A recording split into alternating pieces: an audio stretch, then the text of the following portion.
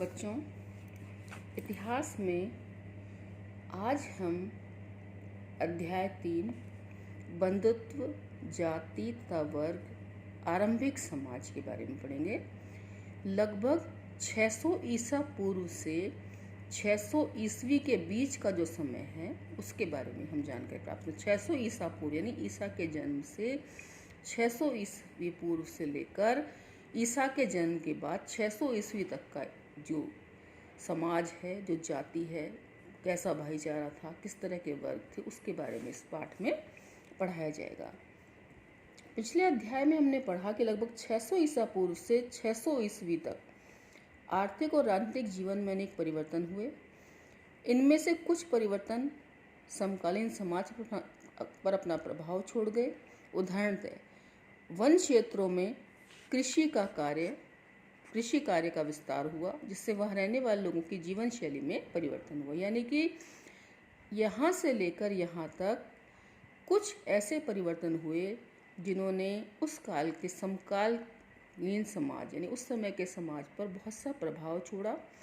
सबसे बड़ा प्रभाव क्या था कि वन क्षेत्रों में जहाँ पर पहले जंगल थे, वो जंगलों को साफ किया गया और कृषि का विस्तार हुआ, जिससे वहाँ रहने वाले लोगों की जीवन शैली में परिवर्तन हुआ। जिससे कि वहाँ रहने वाले लोग जो हैं वो जीवन शैली में परिवर्तन कैसे हुआ कि जहाँ पहले जंगल थे वहाँ ज़मीनों को साफ किया गया, खेत एक तरह से बनाए गए, खेतों में पैदावार हुई। पैदावार होने से क्या हुआ कि वहाँ पर लोगों को अपने खेतों की रखवाली करने के लिए वहाँ पर रहना पड़ा, और इस वजह से जो है वो धीरे धीरे स्थायी बस्तियाँ शुरू हुई। और स्थायी बस्तियाँ जब शुरू होती हैं तो बेटा गांव बसने लगते हैं, गांव बसते हैं, फिर शहर बसने लगते हैं। शिल्प विशेषज्ञों के एक विशिष्ट सामाजिक समूह का उदय हुआ। जब खेती होने लगी, लोग रहने लगे, तो बर्तनों की भी आवश्यकता होती है, कई चीज़ें ऐसी हैं जिनकी आवश्यकता होती है। तो कई शिल्पकार भी जो लोग भी हैं वो भी वहाँ पर रहने लगे, तथा संपत्ति के असमान वितरण ने सामाजिक विषमताओं को अधिक प्रखर बनाया। पहले क्या था, सभी लोग समान थे, सभी का जीवन घुमक्कड़ था, एक स्थान से दूसरे स्थान पर जाते थे, शिकार की खोज में जाते थे, शिकार प्राप्त हो जाता था, उसके बाद उसे खा लिया करते थे। किसी के कोई भी आर्थिक दृष्टि से संपन्न नहीं था, कोई भी गरीब नहीं था। लेकिन जैसे ही कृषि का विस्तार हुआ, शिल्पी लोग बसे, गांव बने, वैसे ही आर्थिक विषमताएं भी आ गई। कुछ लोग उच्च वर्ग के होने लगे, कुछ लोगों के पास जिनके पास ज़्यादा आर्थिक स्थिति जिनकी संपन्न नहीं थी, वो गरीब की श्रेणी में आ गए। इतिहासकार इन सब प्रक्रियाओं को समझने के लिए प्राय साहित्यिक परंपराओं का उपयोग करते हैं। इतिहासकार जो हैं, वर्तमान समय में जो इतिहासकार हैं, वो उस समय की परिस्थितियों को समझने के लिए जो उस समय की जो साहित्य है उसको पढ़ते हैं। कुछ ग्रंथ सामाजिक व्यवहार के मानदंड तय करते हैं। कुछ ग्रंथ ऐसे हैं जो बताते हैं कि समाज में लोग कैसे व्यवहार करते थे, क्या मानदंड थे। अन्य ग्रंथ समाज का चित्रण करते थे और कभी कभी समाज में मौजूद विभिन्न रिवाजों पर अपनी टिप्पणी भी प्रस्तुत करते थे। कई ग्रंथ ऐसे भी हैं जो समाज में विभिन्न जो रिवाज चलते थे उन पर अपनी अपनी प्रतिक्रिया भी व्यक्त करते हैं। अभिलेखों से हमें समाज के कुछ ऐतिहासिक अभिनायकों की झलक मिलती है। मैंने आपको बताया था कि अभिलेख जो है वो, कल आपको एक प्रश्न भी दिया था अभिलेख से संबंधित, अभिलेख किसे कहते हैं, अभिलेख क्या जानकारी देते हैं। तो अभिलेखों में हमें कई बार ऐसे नेताओं की, ऐसे नायकों की जानकारी मिलती है जिन्होंने कोई अच्छा कार्य किया है। हम देखेंगे कि प्रत्येक ग्रंथ किसी समुदाय विशेष के दृष्टिकोण से लिखा जाता था, यानी प्रत्येक ग्रंथ और अभिलेख किसी समुदाय को ध्यान में रखकर लिखा जाता था। अतः ये याद रखना जरूरी हो जाता है कि ये ग्रंथ किसने लिखे, क्या लिखा गया और किन के लिए इनकी रचना हुई। यानी कि जो ये अभिलेख और ग्रंथ जो मिले हैं, उससे पहले, उनको पढ़ने से पहले हमें ये ज़रूरी हो जाता है कि हम जानें कि ये किसने लिखा है, क्या लिखा गया है और किसके लिए लिखा गया है। इस बात पर भी ध्यान देना जरूरी है कि इन ग्रंथों की रचना में किस भाषा का प्रयोग हुआ था, इसका प्रचार प्रसार किस तरह से हुआ, यानी कौन सी भाषा प्रयोग में ली गई और उस भाषा का कैसे प्रचार प्रसार हुआ। यदि हम इन ग्रंथों का प्रयोग सावधानी से करें तो समाज में प्रचलित आचार व्यवहार और रिवाजों का इतिहास लिखा जा सकता है। उपमहाद्वीप के सबसे समृद्ध ग्रंथों में से एक महाभारत का विश्लेषण करते हुए हम अपना ध्यान एक ऐसे विशाल महाकाव्य पर केंद्रित करने जा रहे हैं जो अपने वर्तमान रूप में 1,00,000 श्लोक जिसमें अपने वर्तमान रूप में 1,00,000 से अधिक श्लोक हैं और विभिन्न सामाजिक श्रेणियों और परिस्थितियों का लेखा जोखा है। इस ग्रंथ की रचना 1000 वर्ष तक होती रही लगभग 500 ईसा पूर्व से। इसमें निहित कुछ कथाएं तो इस कथन से पहले की भी प्रचलित थी, यानी कि इस हम अभिलेख की बात नहीं करें, यहाँ पर हम एक महाकाव्य की बात करें। हमारे 2 महाकाव्य हैं, एक रामायण है और एक महाभारत है। तो यहाँ पर हम महाभारत महाकाव्य का विश्लेषण करेंगे और महाभारत महाकाव्य में जो है वो 1,00,000 से अधिक श्लोक हैं। श्लोक मतलब संस्कृत में लिखे गए श्लोक हैं जिनका कि हिंदी में अनुवाद किया बाद में लोगों ने हिंदी में अनुवाद कर लिया है, अलग अलग भाषाओं में अनुवाद किया गया है। इनमें निहित कुछ कथाएं तो 500 ईसा पूर्व से भी पहले की हैं।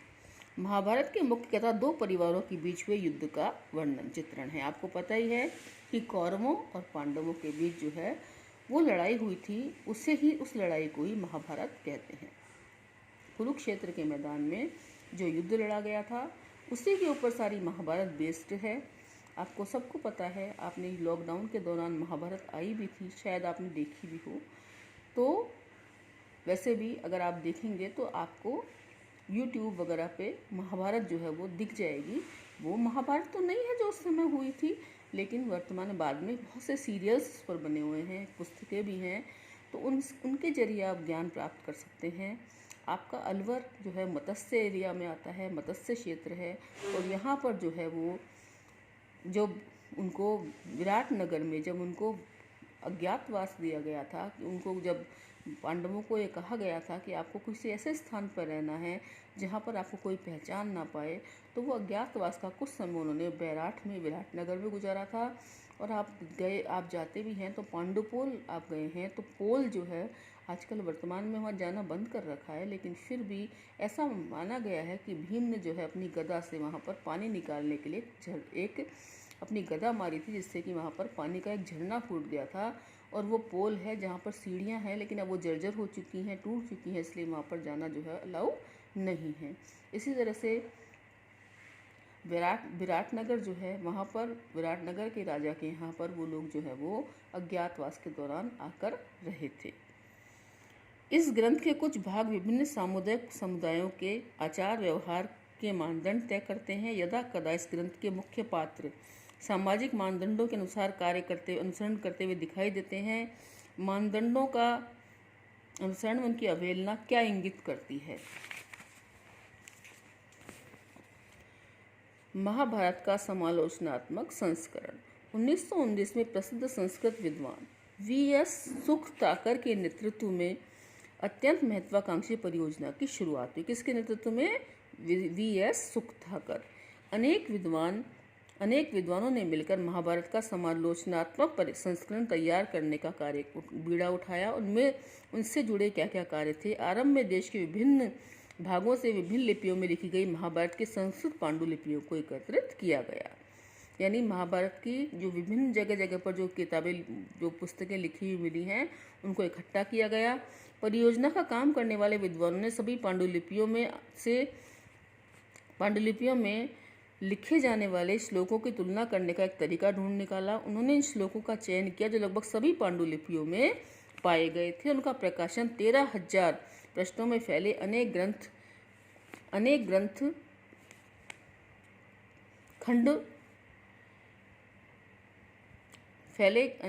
खंडों में किया। इस परियोजना को पूरा करने में 47 वर्ष लगे। यानी इस परियोजना को पूरा करने में पहले उन्होंने क्या किया? विभिन्न प्रकार की महाभारत जो अलग अलग भाषाओं में थी उनकी पांडुलिपियाँ इकट्ठी की।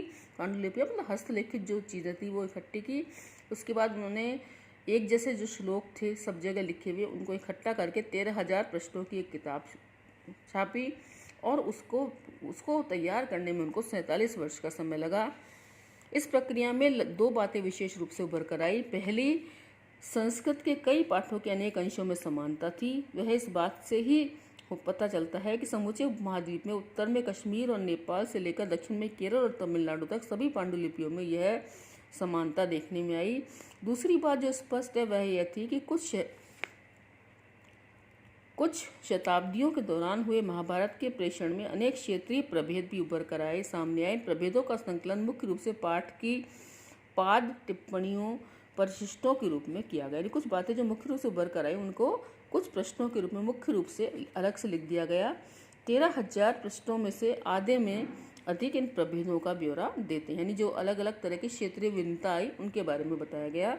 इस तरह देखा गया कि ये प्रभेद उन गूढ़ प्रक्रियाओं के द्योतक हैं जिन्होंने प्रभावशाली परंपराओं, लचीले स्थानीय विचार और आचार के बीच संवाद कायम करके सामाजिक इतिहासों को रूप दिया।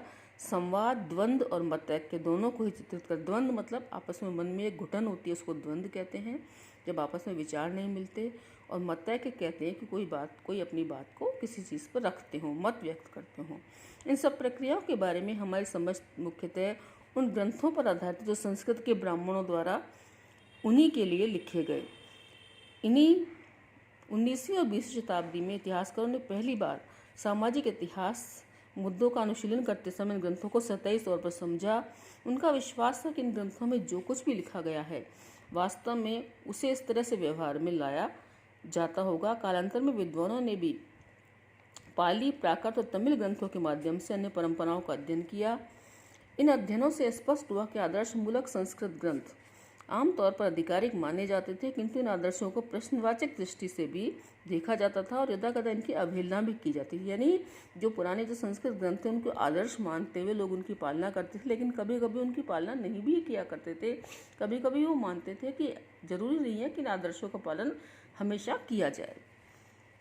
जब तक इतिहासकारों द्वारा सामाजिक इतिहासों के पुनर्निर्माण की व्याख्या करते तब तक हमें इस बात को ध्यान में रखना होगा।